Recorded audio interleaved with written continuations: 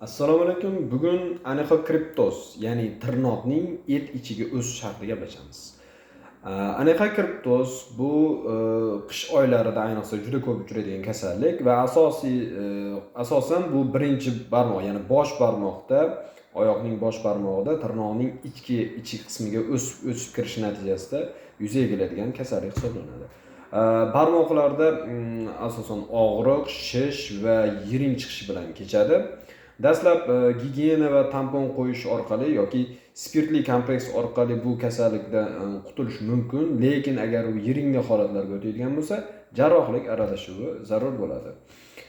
Ko'p qaytalanuvchi hollarda tirnoqning o'sha ma'lum bir chetki qismining, o'sha kirib qolgan qismini olib tashlash orqali bu kasallikdan xalos bo'lish mumkin.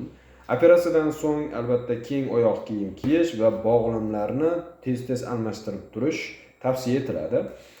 Profilaktika maqsadi esa albatta tirnoqni to'g'ri shaklda olish va oyoq kiyim gigiyenasiga rioya qilish talab etiladi. Va bundan tashqari diabetiklar bu kasallikda o'ta ehtiyot bo'lishlari kerak, sababki ularda bu jarayon boshqalarga nisbatan og'irroq kechadi. Agar sizga shunaqa xizmat kerak bo'lsa, direktdan yozing.